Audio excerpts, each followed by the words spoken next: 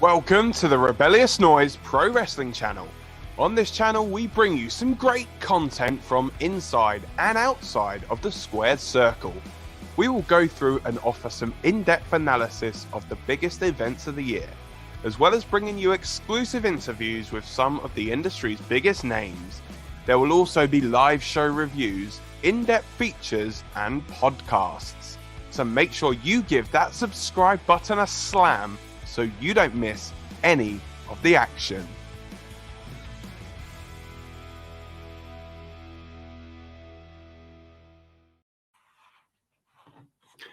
Hey guys, what is up? This is Dan from the Rebellious Noise Pro Wrestling channel, and I am here today to lay the SmackDan on all things Raw, SmackDown, NXT. Well, we'll get to that after. But yeah, we are now officially on the final stop on the road to WrestleMania. We have a new Andre the Giant Battle Royal winner in the form of main event Jey Uso. We know the opening match of WrestleMania Night 1. And who came out of WrestleMania SmackDown as the SmackDown Tag Team Champions. Stick around. I am going to lay the SmackDown on this week in WWE. So, as usual, I am going to kick off talking all about Monday Night Raw. This week's Raw essentially was confirming everything for WrestleMania. Drew McIntyre and Bobby Lashley both scoring huge victories over Baron Corbin and Cedric Alexander, respectively.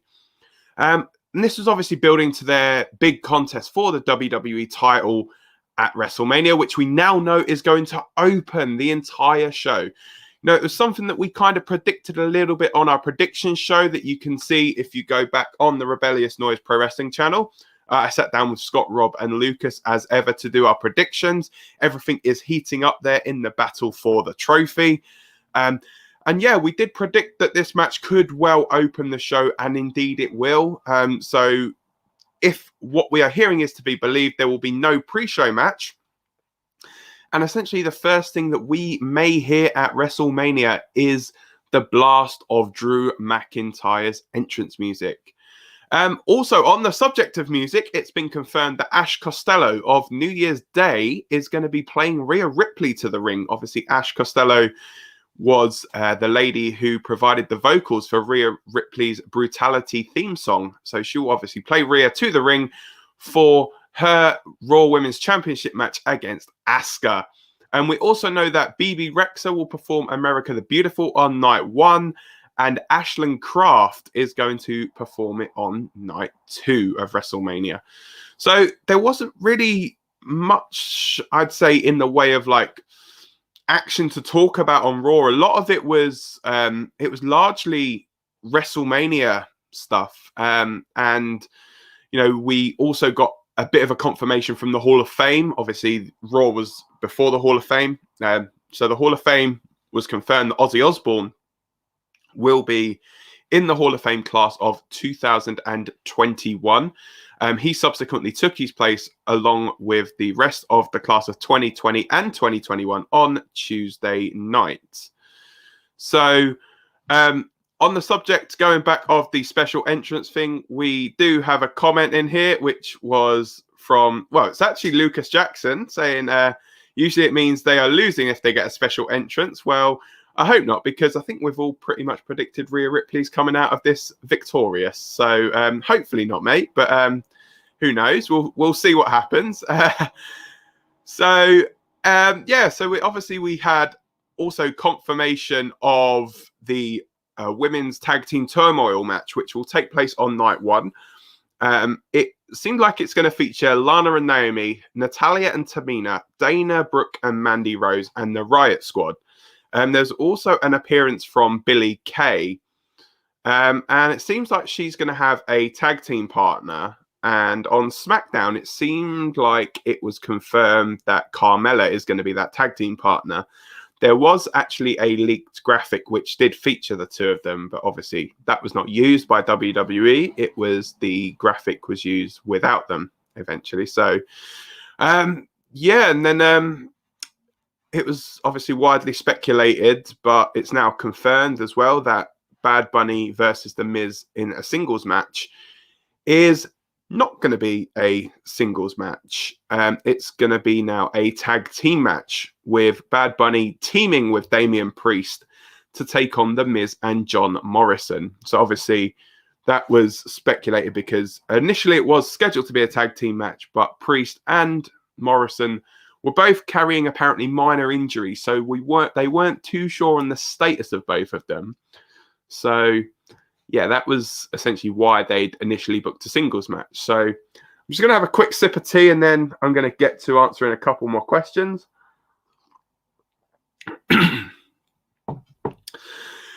So another comment we've got is from the Hall of Fame thing was Ozzy Osbourne. Fair enough, did a lot back in the day. Yeah, Ozzy Osbourne, is one of these. I suppose he's done a bit more for WWE than some of the celebrities that they've put into the Hall of Fame, for definite. And on the subject of the tag team turmoil, love tag team turmoil. Why isn't Bayley on the card? Well, wait and see.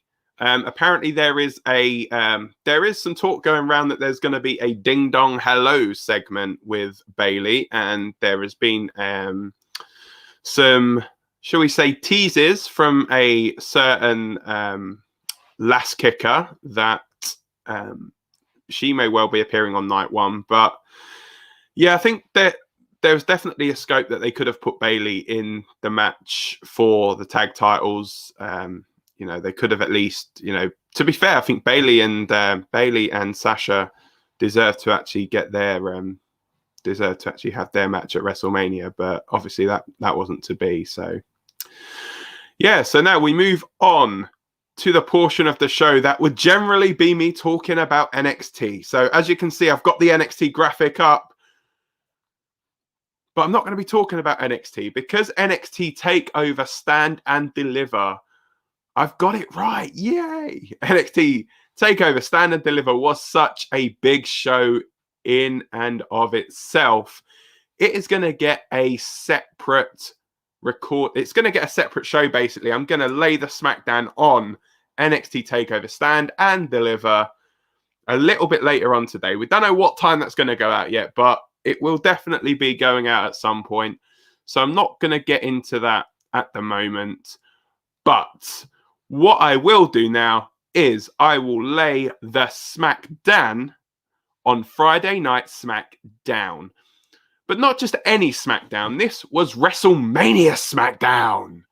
Obviously, this show heavily promoting WrestleMania. There were a lot of promo packages and promos. There were 3 significant promos, obviously, in the night, hyping up Edge, Roman Reigns, and Daniel Bryan. All cutting very passionate promos leading to their match this Sunday, which we're going to assume is going to main event the entire WrestleMania card. For this one, I think this is so hard to actually pick who's going to win. I think you see from when we did our prediction show, it was split really with Daniel Bryan and Roman Reigns. Nobody chose Edge to win, which you'd think from a Royal Rumble winner would be slightly surprising. But yeah, so just some of the main takeaways from... Sorry.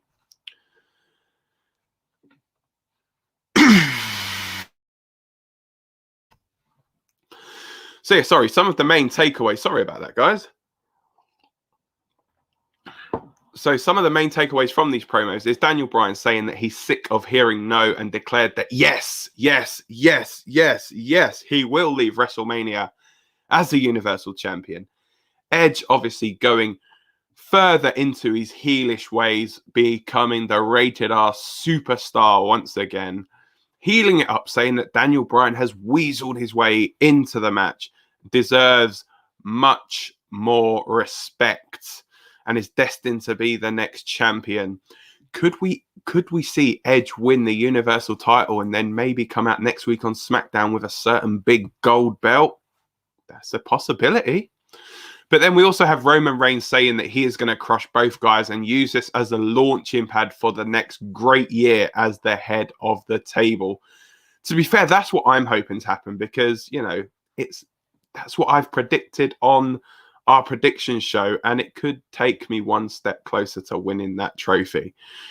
We've also got Lucas saying the triple threat stipulation has changed it massively. Yes, it has, for definite. I think Edge Roman, I mean, to be fair, I think I probably would have still gone Roman Reigns to win if it was Edge and Roman. But the fact that you're throwing a third guy in, meaning the champion doesn't have to be pinned to win the championship, or doesn't have to be pinned, sorry, to lose the championship. What else is we got here? They surely can't have a villain win the main event at Mania, especially winning the title. Triple H retained at 2000. Other villains have won, but not in the main event. Well, if that's the case, then I guess it only leaves Daniel Bryan to win. And are they going to put the title on somebody that wasn't initially in the match? Is, you know, obviously we saw Bryan do the same thing back at WrestleMania 30 when he defeated Randy Orton and Batista in the main event there, obviously having beaten Triple H earlier in the night. But yeah, it's always these multi-man matches are always they're always very, very unpredictable. And on the subject of multi-man matches, we had a fatal four-way for the tag team championships, which should have been on WrestleMania. Why was this match not on WrestleMania? It's a fatal four-way for the tag team championships. That was the Dirty Dogs of Robert Roode and Dolph Ziggler, who retained their championships, defeating Rey Mysterio and Dominic Mysterio, the Street Profits, and Chad Gable and Otis. Yeah, I thought this was actually this was actually a very, very decent match, you know. Obviously, winning in the end, there was a massive frog splash from Montez Ford. Got so much height on it. And then, obviously, Bobby Roode coming in and scoring the 1, 2, 3 to keep the championships. It was announced, obviously, that Wale will be playing Big E to the ring, performing Feel the Power. It does seem like now then also that we got a confirmation that Billie Kay will indeed team with Carmella to be in the tag team turmoil match on night 1 of WrestleMania. We have Sami Zayn showing up at Logan Paul's gym with obviously Logan and his brother Jake Paul in training. There's a fun little segment, really. Sami obviously going to pick up his workout clothes from his car and getting essentially shut out. Obviously, we still don't know essentially what Logan Paul's role is going to be at WrestleMania. Whether it is going to be just that he's in the corner of one of the competitors, or whether he's just going to be just essentially watching on. But you do feel like it does add a bit of star power to that show. Obviously, the celebrity influence on night 1 of Bad Bunny, the celebrity influence on night 2 being Logan Paul. You know, you can love him or hate him. You know, he's a massive name in the world of YouTube, and you know, it's a really, really, really good good capture for WWE to get him on board for it. But yeah. We'll see. Obviously, we'll have to see at WrestleMania exactly what his role is. And then, obviously, we have the very main event of the evening. Let me just have a quick sip of tea, and then I'll be with you guys. Typically British. Nice cup of tea in the morning. The Andre the Giant Memorial Battle Royal. Another match that was left off the WrestleMania card. WrestleMania too big for 2 nights now. They have to do it over a third on SmackDown. The final 3 came down to Baron Corbin, Shinsuke Nakamura, and Jey Uso. Probably the 3 names at the start of the match you would say would definitely be in the final 3, essentially. But yeah, it was really good to actually have a huge win here for Jey Uso. You know, really well deserved. Like, some of the work he's been doing in the head of the table stuff with Roman Reigns has been superb. Be interesting to see, obviously, what's going to happen at Mania. Is Jey going to be interfering on behalf of Roman Reigns? Obviously, there's going to be no disqualifications in a triple threat match. But yes, I do think it's... I'm hoping it's going to actually lead to something a bit further down the line, because Roman did acknowledge the fact that obviously he'd won it, and that they've got more gold in their corner pointing at the trophy. And Uso obviously celebrating with the old arms crossed Andre the Giant famous pose with the trophy. But yeah, I mean, let us know what you guys think. What's going to happen at WrestleMania? You know, Andre the Giant Battle Royal. Is there going to be anything that's going to lead to eventually for Jey Uso?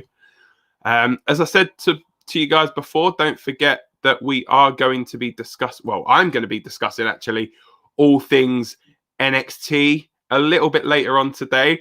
And then even later on today as well, we are going to be sitting down live to talk all things WrestleMania Night 1.